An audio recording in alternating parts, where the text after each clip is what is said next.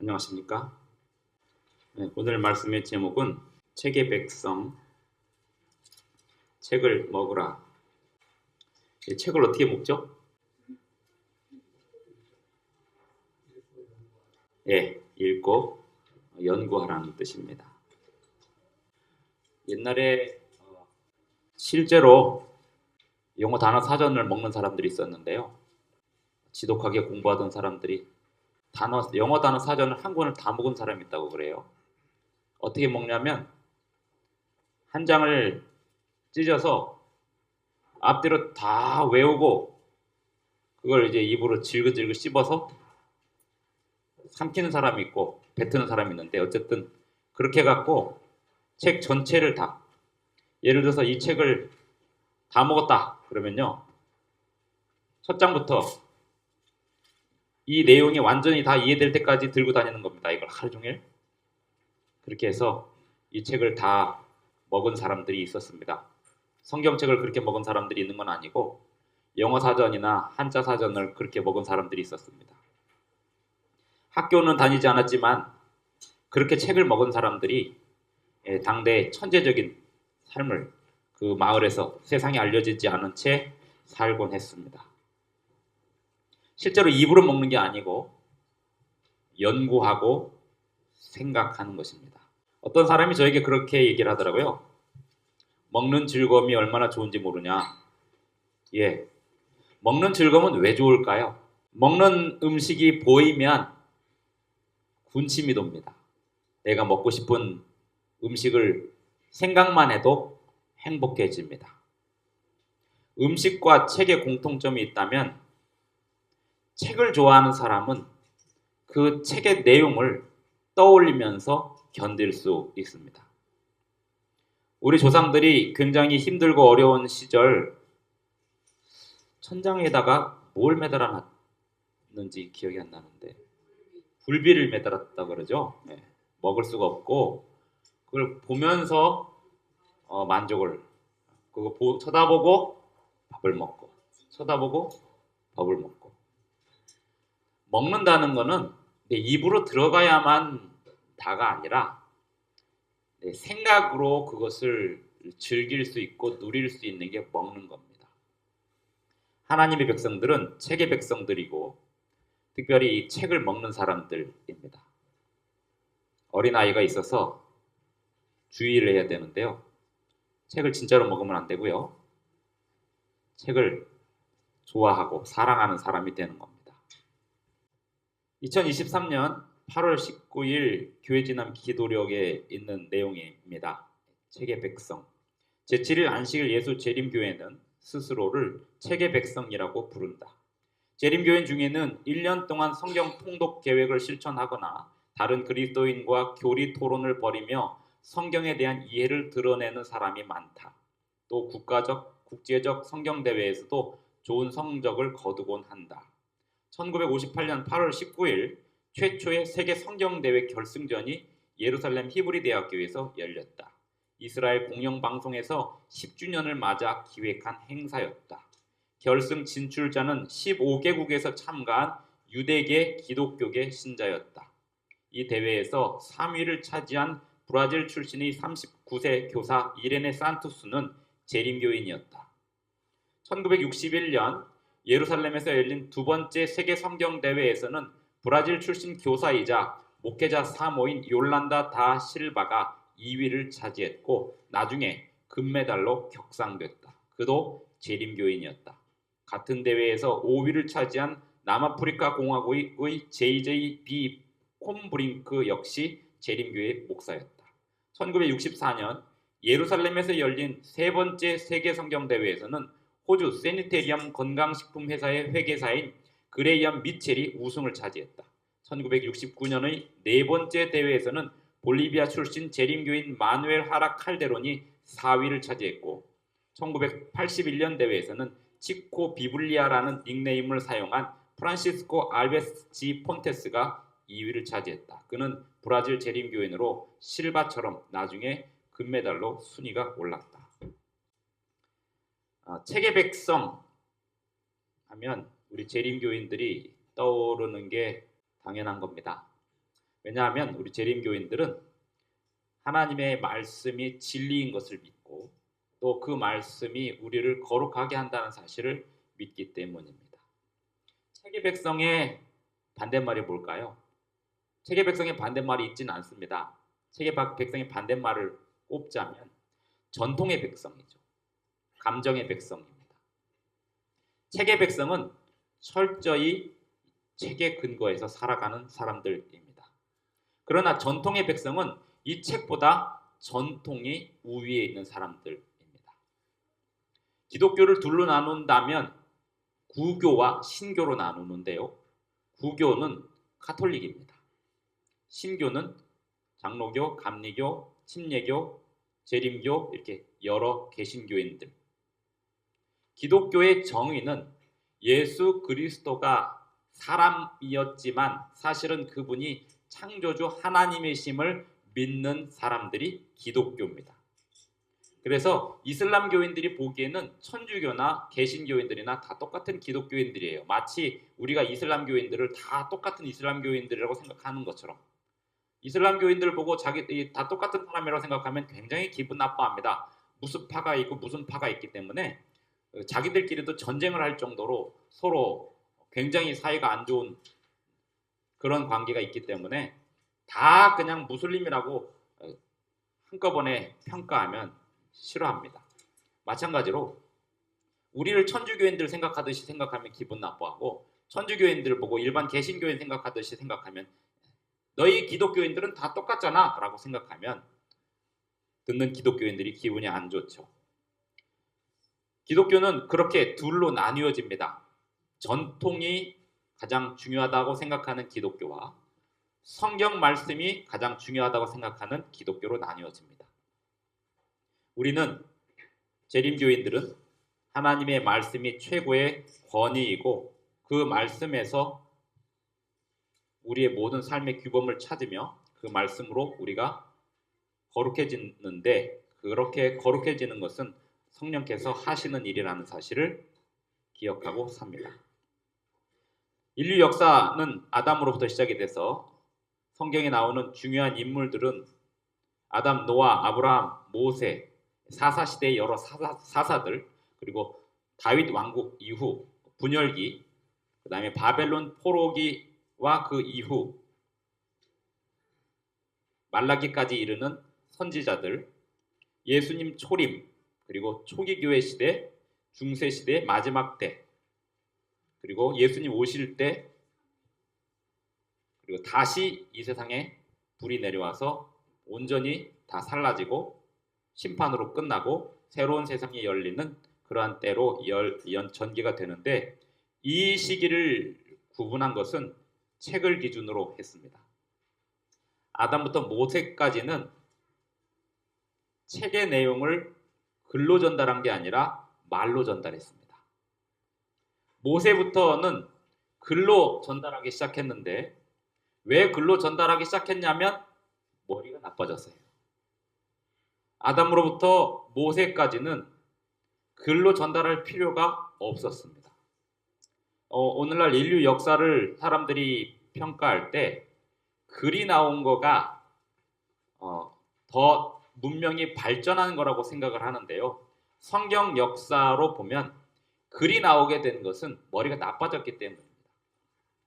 이 고대 수메르인들이 수학적인 건축물들을 지었는데요. 또 이집트도 마찬가지고요. 설계 도면이 많이 남아있지 않습니다. 그게 이제 썩어서 없어지게 했겠지만 많은 경우에 이 설계 도면이 필요가 없었던 게 지식으로 말로 전달이 돼서 그 지식이 온전히 건축 현장에서 쓰일 정도로 사람들이 똑똑하고 영리했습니다. 그런데 모세가 이스라엘 백성들에게 책을 써야겠다는 생각을 하게 된 이유는 창세기와 욥기를 쓰는데요. 하게 된 이유는 이스라엘 백성들이 애굽에 살면서 창조 이야기를 다 잊어가고 있었고 안식일을 잊어가고 있었고 실제로 지키지 않고 있었기 때문에 그들에게 안식일 진리를 다시 회복시키기 위하여 그래서 하나님이 모세에게 주신 10계명에 의하면 안식일 계명에서 안식일을 기억하여 거룩히 지키라 라고 이야기합니다. 잊었던 안식일을 회복하라는 것입니다. 그게 책의 기록의 목적입니다. 오늘날 기억과 기록이 있는데요. 기억은 왜곡이 되는 반면에 기록은 잘만 해두면 변치 않습니다. 그래서 지금은 기록이 매우 중요합니다. 유대인들도 성경 기록에 의해서 그 민족성을 지킬 수 있었습니다. 신약의 선지자들도 성경을 기록했고요. 중세 시대에는 성경을 가톨릭이 다 빼앗았고 읽지 못하게 했습니다. 왜냐하면 거룩한 책이어서 성직자들 외에는 읽지 못하게 했습니다. 그래서 오죽하면 이 성경책이 도서관에 있는데 쇠사슬로 묶여 있었고요. 그 다음에 원으로 된 성경으로만 보게 했습니다. 성경을 번역하면 화형당했습니다. 실제로 성경을 번역해서 그것을 보급한 사람들이 중세시대에 많이 화형당했습니다. 이 위클리프 루터 이런 사람들이 했던 일이 뭐냐면 성경을 그때 당시 그 사람들이 쓸 수 있는 일반 서민들이 쓰는 언어로 번역한 게 위클리프가 한 일이었고, 루터는 독일어로 성경을 번역했는데요. 이 루터라는 사람은 성경만 번역한 게 아니라 책도 썼는데 책을 무려 평생 65세에 죽었는데 3,000권을 썼다고 해요. 그 3,000권의 책이 내용이 뭐냐면 하나님의 말씀을 사람들이 이해할 수 있게 끊임없이 책을 쓴 겁니다. 우리 재림교인들은 위클리프나 루트, 후스, 칼뱅, 웨슬리, 칩잉글리 등의 종교개혁가들의 사업을, 그들의 역사를 매우 존경하고 하나님께서 그들을 쓰셨다라고 믿고 있습니다. 인류 역사는 이렇게 책을 보존해온 사람들의 역사입니다. 왜냐하면 이 책이 보존되지 않으면 사람들은 기억에 의해서 하게 되는데, 기억에 의해서 하게 되면 어떤 단점이 있냐면 기억을 전달하는 사람들이 거짓말을 하면 진리는 왜곡되어 버립니다. 그래서 아담으로부터 모세까지 부조들은 첫째, 정직한 사람들이었습니다. 하나님께 받은 말씀을 있는 그대로 전하는 사람들이었습니다. 그러나 모세 이후 사람들이 정직하지 않기 때문에, 왜 정직하지 않냐면 경제가 들어가고 또 먹고 사는 문제가 들어가면 정직할 수가 없죠. 그래서 정직하지 않기 때문에 기록을 남기게 된 것이고 잊혀졌기 때문에 기록을 남기게 되었습니다. 마지막 때는요, 예언의 신과 여전히 종교 저술가들의 서적들이 오늘날 많은 사람들에게 하나님의 말씀으로 가도록 비추고 있습니다. 구약성경과 신약성경, 그리고 이 모든 것은 성령의 선물로서, 성령의 선물은 일반 계시, 창조 세계를 통하여 우리에게 들려주시는 하나님의 음성과 특별 계시, 예수님이 우리에게 직접 오셔서 하나님의 품성이 어떤 품성인지 사람으로 살면서 보여주셨고, 성경은 기록된 말씀으로서 하나님을 우리에게 직접적으로 증거하고 있습니다. 책의 백성이란 무슨 뜻일까요? 책을 쓰는 사람입니다. 책을 쓰는 사람 하면 많이 배운 사람들 생각하는데요. 책을 쓰는 사람, 어떤 사람들이 책을 쓰는 사람이냐면 고생을 숱하게 한 사람들이 책을 쓰는 사람들입니다. 내 얘기 좀 한번 들어보겠소? 내 살아온 인생은 책으로 써도 몇십 권이 될 거요. 그런 사람들이 책을 쓰는 사람입니다.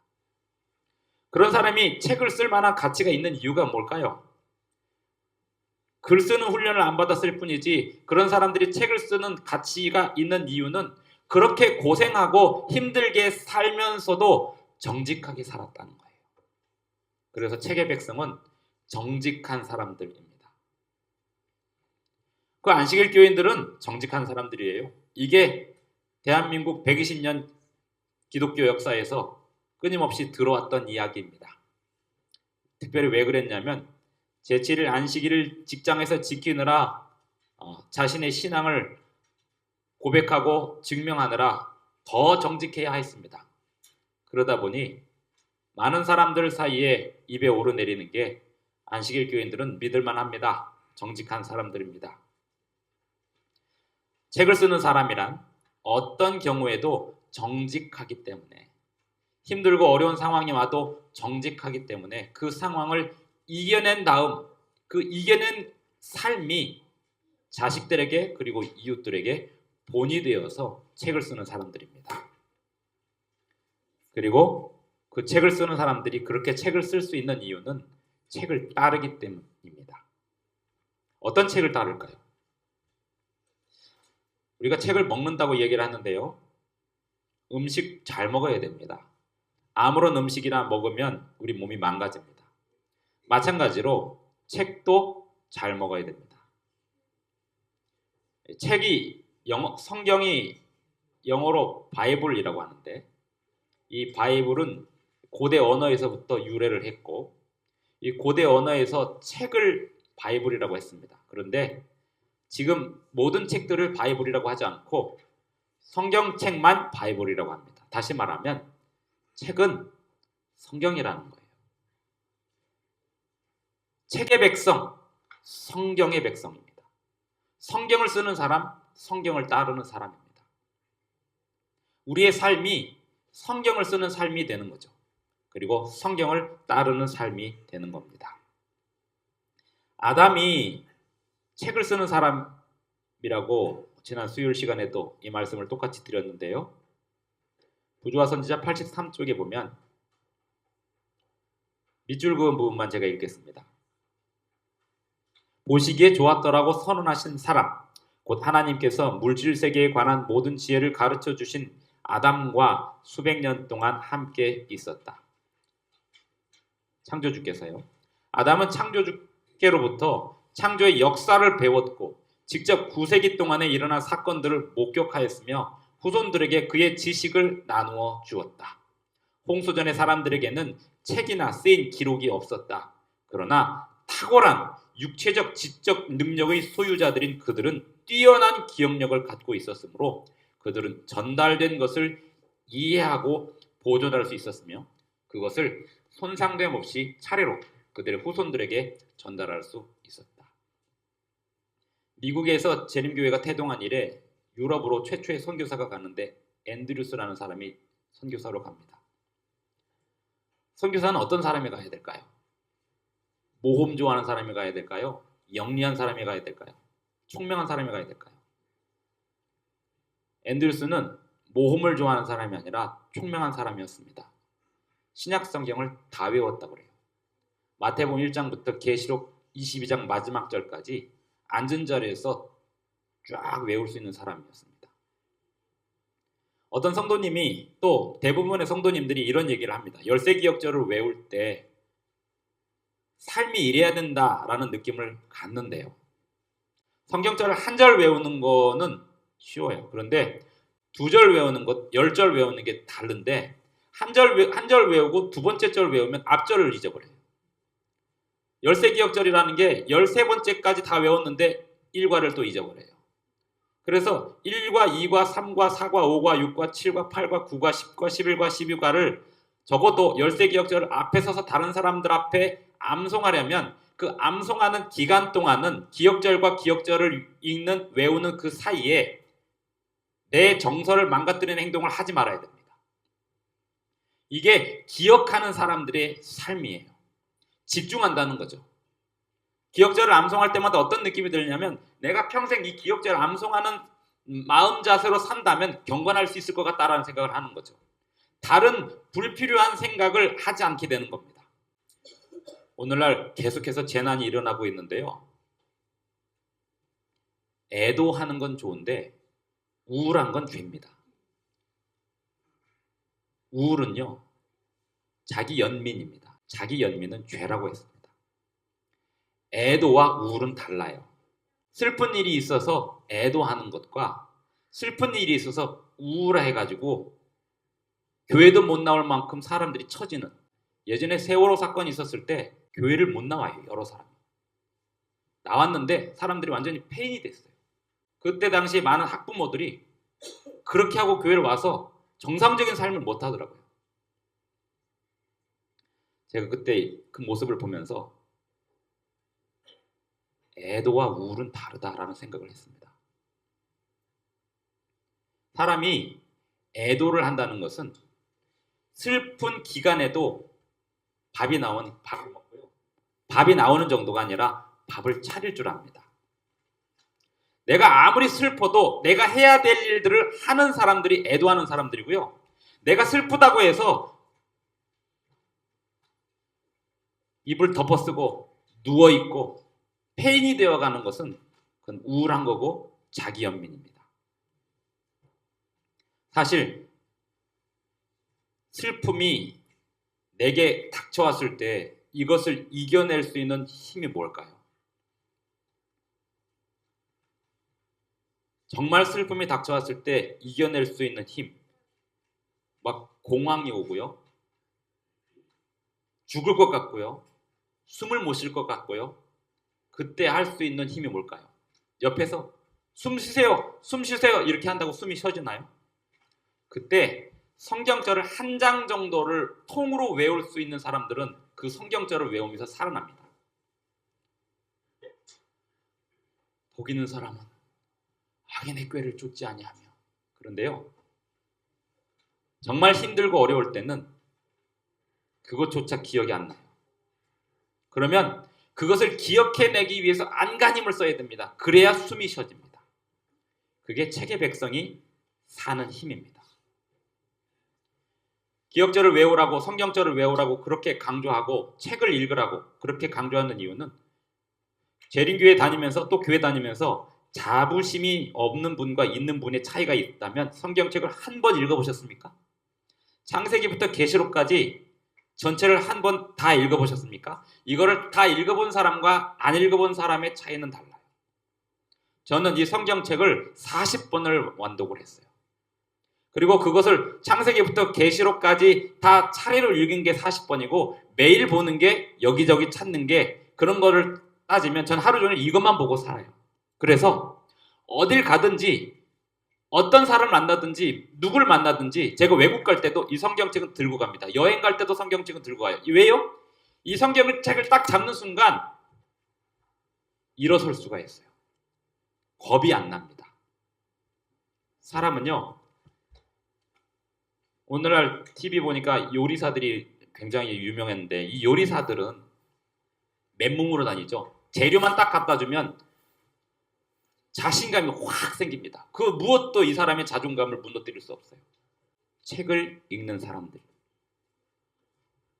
하나님 백성들은 어딜 가나 책을 가지고 다닙니다. 구약 성경은 히브리어와 아람어로 쓰였는데요. 어떤 사람들은 히브리어가 거룩한 언어여서 히브리어로 쓰였다라고 생각을 하는데요. 그럼 아람어는요? 아람어도 거룩한 언어일까요? 히브리어와 아람어는 전 세계를 통틀어서 어떤 사상을 담는데 가장 편리하고 유용한 언어고 쓰기가 편한 언어입니다.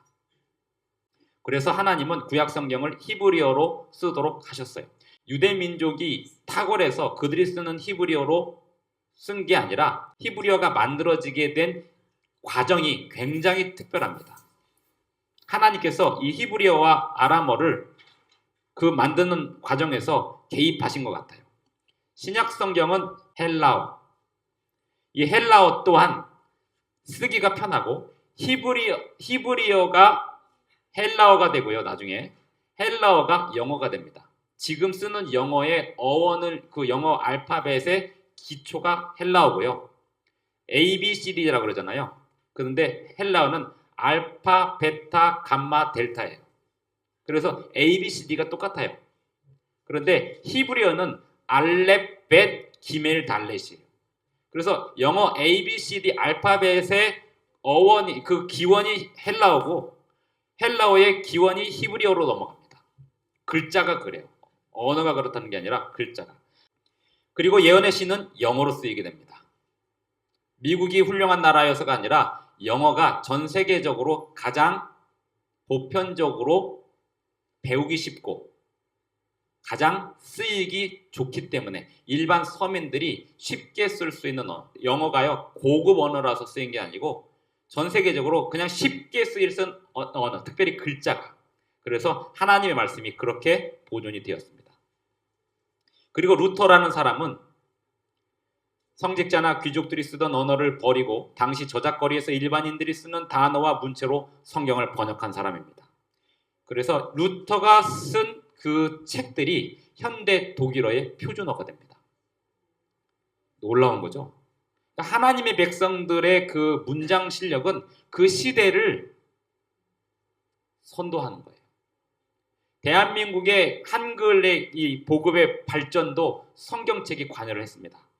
성경책이 대한민국의 표준어를 가장 잘 살려서 표현하는 데 신경을 많이 썼기 때문입니다. 이 그림에서 오른쪽은 메소포타미아 문명이고 왼쪽은 이집트 문명인데 왼쪽으로 더 가야죠. 이 두 문명이 함께 모이는 장소, 여기가 전 세계의 중심입니다. 여기서 오른쪽으로 가면 아시아, 계속 끝에까지 가면 우리나라고요. 여기서 왼쪽 위로 올라가면 유럽이고요. 그 다음에 왼쪽 아래로 내려가면 아프리카입니다. 전 세계에서 가장 유명한 종교 두 개, 기독교와 이슬람교가 이 동네에서 탄생했습니다. 그래서 전 세계적으로 보급이 잘 될 수 있었던 거죠. 그런데 하나님께서 메소포타미아 문명에 살고 있었던 아브라함을 어디로 부르시냐면, 갈대아 우르에서 있던 아브라함을 어디로 부르시냐면 가나안 땅으로 부르십니다.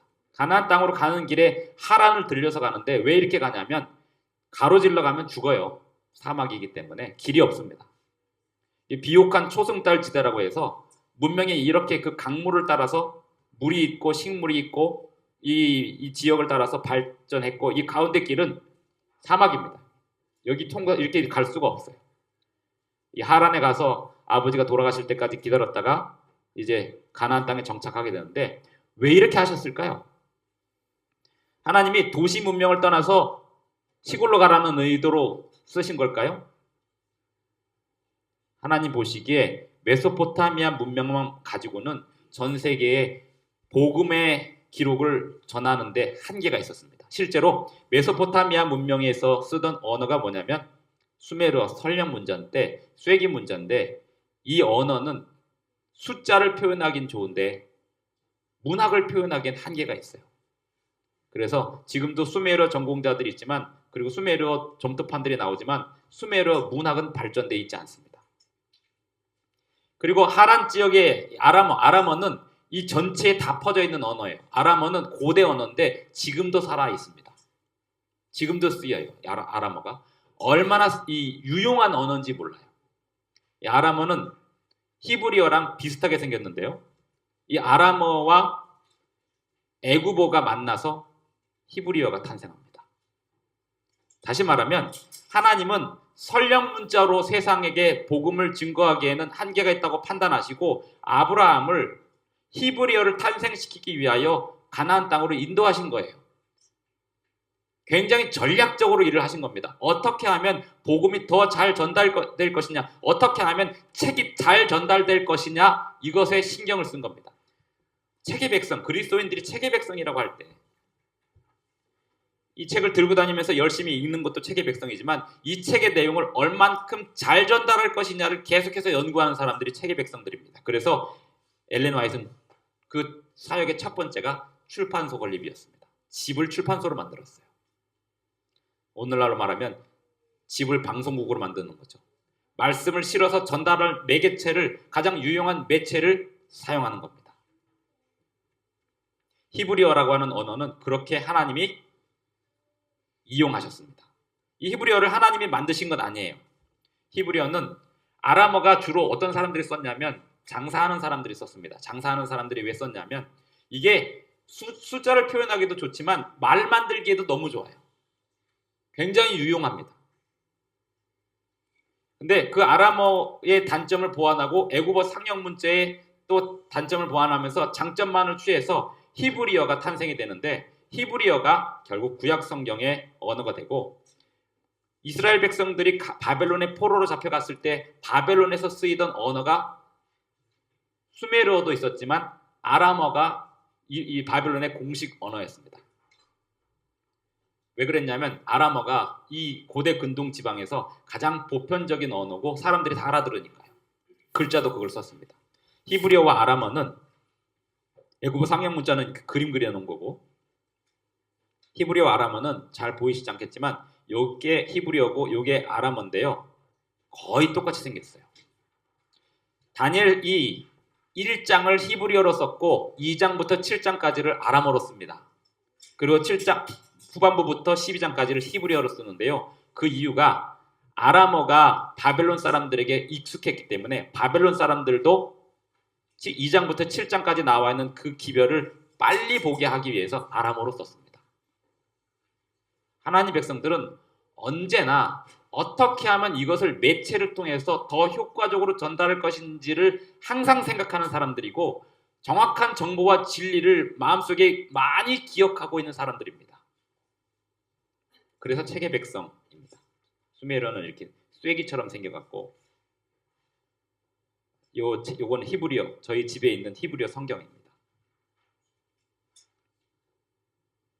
자, 이 책은 제라드 다이아몬드라고 우리 교단 책이 아니고 일반 세상 석학인데 이 사람은 언어를 거의 10개 국어를 구사하는 사람입니다. 다 읽을 줄 알아요.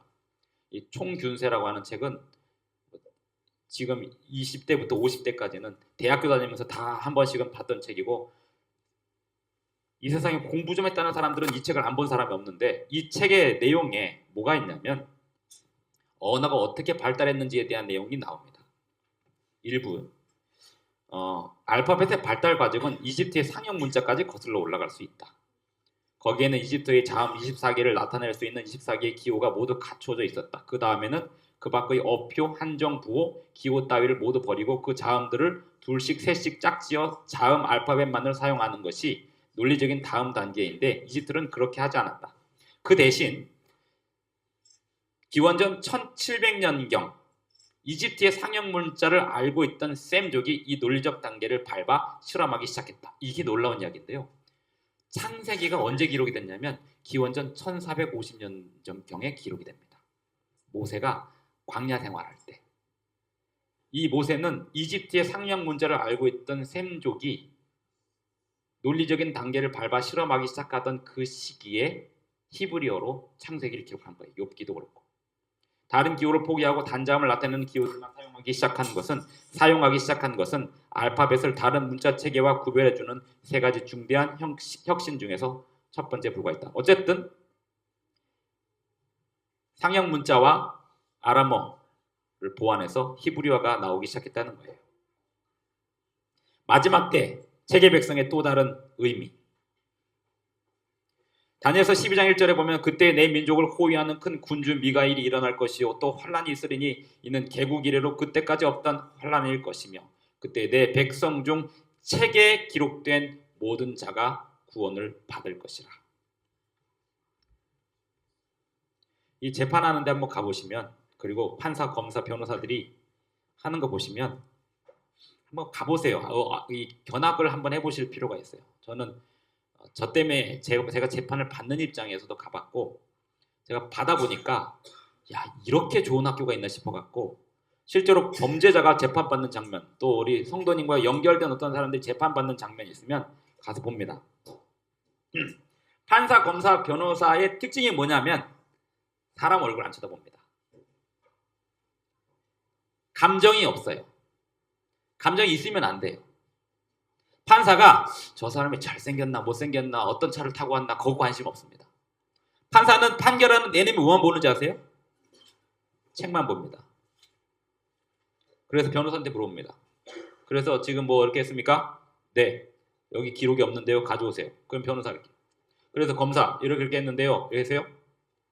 검사가 예 그거 기록 드렸습니다. 어디 있나요? 어제 드린 5-7번에 있습니다. 5-7번. 이렇게 해요. 잘생겼다고 봐주고 못생겼다고 벌주고 그러지 않습니다. 책에 기록된 모든 자란 우리의 모든 생애가 지금 하늘의 책에 기록되고 있다는 사실을 아는 사람들입니다. 이 이야기는 또 이어서 다음 시간에 이어가겠습니다. 책의 백성은 책을 따르는 사람들이고 자신의 생애가 책으로 쓰이고 있다는 사실을 늘 아는 사람들입니다. 이런 사람들이 시간 낭비할 수 있을까요? 이런 사람들이 아무렇게나 살 수 있을까요? 내가 아무렇게나 살다가 마지막에 하나님 잘 믿고 구원받고 싶어요 라고 할 수 있을까요? 그 아무렇게나 산 게 다 기록이 됩니다. 이 기록은 누구도 하냐면요, 하나님의 천사들만 하는 게 아니고 이 기록은 누구도 하냐면 마귀도 기록하고 있어요. 마귀는 뭐만 기록할까요? 얘가 잘한 건 관심이 없어요. 얘가 잘못한 것만 계속 적습니다. 얘가 무슨 욕을 하잖아요. 적습니다. 낱말은 새가 듣고 반말은 쥐가 듣는다고요. 낱말은 마귀가 듣고 반말은 마귀가 들어요. 그래서 내가 보이지 않는 데서 그 사람을 욕을 하잖아요. 보이지 않는다고 누구 욕을 하면 마귀가 들었다가 내가 그 사람 딱 만나는 순간 마귀가 그 레코드를 틀어줍니다. 너 이 사람한테 욕했던 거 기억나니? 예를 들어서 목사님 욕을 한번 해보세요. 집에 앉아갖고 맨날 목사님 욕을 한번 해보세요. 그래가지고 교회 와가지고 아유 목사님 안녕하세요 하는데 그때마다 귀에다가 너 어제 목사님 욕을 실컷 하던데? 그것만 하는 게 아니고요. 자식들한테도 니네 엄마 아빠가 목사님 욕을 그렇게 하더니 목사님 앞에서는 그렇게 인사도 잘한다. 이 마귀가요. 그 죄에 대한 모든 기록들을 가지고 괴롭힙니다. 이게 요한계시록에 보면 밤낮 참소하던 자가 쫓겨난다. 이 얘기예요. 그래서 아무리 누구 욕하고 싶어도 보이지 않는 데조차도 하지 마세요. 마귀에게 기록할 내용을 만들지 마시라고요. 그게 책의 백성입니다. 그 얘기는 다음 더 이어가기로 하고, 우리는 아무 책이나 따르는 사람들이 아니고 이 성경책을 따르는 사람들이고, 이 성경책을 설명하고 풀이하는 책들을 사모하고 사랑하는 사람들입니다. 재림교인들은 저 뒤에 교회지남이 있는데 교회지남을 매월 한 권씩 보는 사람들이고, 또 과정책이 있는데 3개월에 한 번씩 과정책 한 권을 보는 사람들입니다. 그리고 시조하고 가정과 건강도 혹시 남으면 가져가셔도 좋고요. 사경의 교재 뒤에 책이 한 권씩 있는데 가정당 하나입니다. 저거 보시고 어렵다고 생각하시면 이번에 목사님들도 책 보더니 야 이거 나도 어려운데 이렇게 봐도 몰라요. 근데 그냥 한번 봐두시면 요걸 우리 교회 연초에 권정영 목사님께서 이틀 동안 다 못하기 때문에 이걸 제가 공부해놨다가 1년 동안 풀어서 조금씩 설명해 드릴 겁니다. 하지만 집에 갖다 놓고 책을 한 번씩 보시는 거, 그것이 필요하겠습니다.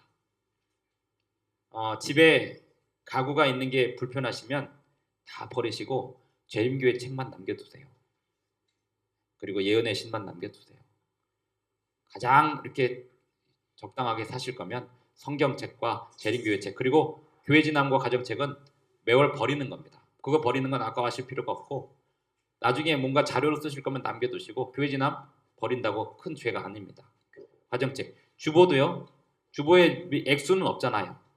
주보 버리는 게 불편한 게 아니니까 그냥 종이 버리시면 되고, 어떤 분 잘 모아두실 수 있으면 모아두시되 이 기록물 잘 보관하실 수 있으면 좋겠고, 아무런 책들을 다 모으는 것보다 도서관에 다 있으니까. 하지만 내가 보던 내 손때 묻은 책, 어떤 가족이 장례식장에 가면 아버지 어머니가 손때 묻은 책이 딱 한 권 남으면 그것처럼 그 가족이 행복한 그리고 아름다운 추억이 될 수 없습니다. 손때 묻은 책, 자신의 부모님들이, 자신의 가족들이 만졌던 그 손때 묻은 책, 그거 하나면 충분합니다. 그 책을 사랑하시고 올 한 해 2025년도 성경책을 한 번쯤은 완독해 보시면 어떨까요? 그리고 기억절도 외우시고 교과책도 매일 한 장씩 보시고, 교회지남 읽는데 하루에 한 페이지씩 읽는데 2분도 안 걸립니다. 그렇게 읽으시면서 어떤 상황이 됐을 때 내 마음을 괴롭히는 그 모든 상황에 대하여 기록으로, 사탄은 우리에게 과거의 기록으로 덤벼들 거예요. 그러면 우리는 성경절로, 만일 우리가 우리 죄를 자백하면 그는 미쁘시고 의로워서 우리 죄를 사하신다고 했어 라고 사탄에게 이야기할 수 있을 만큼, 우리의 마음속에 기록되어 있고 기억되어 있는 그 말씀으로 우리 마음을 괴롭히는 그것들을 이겨낼 수 있을 만큼, 잠이 안 오면 열세 기억절을 그 한 기억절만 이렇게 열심히 외우다 보면 사람이 잠이 안 오는 이유가 생각들이 계속 반짝반짝 불이 계속 켜지니까 잠이 안 오잖아요. 불을 다 꺼야 되는데 불을 다 끄는 방법은 하나만 켜는 거예요. 그 하나만 켜고 있다가 그 하나를 내가 마지막에 끄고 잠이 드는 겁니다. 그러려면 하나를 쭉 치고 있을 만한 뭔가가 있어야 돼요. 창세기 1장만 외워보세요. 한번. 태초에 하나님이 천지를 창조하시니라. 땅이 혼돈하고 공허하며 흑암이 깊음이 있고 하나님의 영은 수면 위에 운행하시니라. 하나님이 이르시되 빛이 있으라 하시니 빛이 있었고 그 빛을 보시니 보시기에 좋아하더라. 빛을 낮이라 부르시고 어둠을 밤이라 부르시니라. 이는 첫째 날이니라. 이렇게 잠들기 전에 이 성경절을 외우면서 잠든다면 얼마나 좋은지 아세요? 꿈속에서 성경을 보고 있습니다. 그 다음날 아침에도 영감이 떠오릅니다. 책에 기록된 모든 내용대로 사는 사람들은 삶에 균형이 있는 사람이고 힘들고 어려워도 자신이 해야 할 일을 하는 사람들입니다. 그리고 어려운 상황을 극복할 뿐 아니라 쓰러져서 뭘 해야 될지 모르는 사람들에게 말씀으로 위로해 줄 수 있는 사람들입니다. 그래서 이사야서에 보면 학자의 혀를 달라고 기도했던 게 그런 의미입니다. 하늘에 계신 우리 아버지, 우리가 살아있는 동안 우리의 기억력을 지켜주시고 나쁜 기억들은 지우게 하사 주님의 은혜로 덮어주시고 주님의 용서받은 기억들로 가득 채우며 주님께서 주신 소망의 말씀들로 우리의 기억력을 채우게 하여 주시옵소서. 세상에 소망 없이 죽어가는 사람들에게 주님의 복음을 힘있게 그리고 아름답게 정결하게 증거할 수 있도록 도와주시옵소서. 예수님의 이름으로 기도합니다.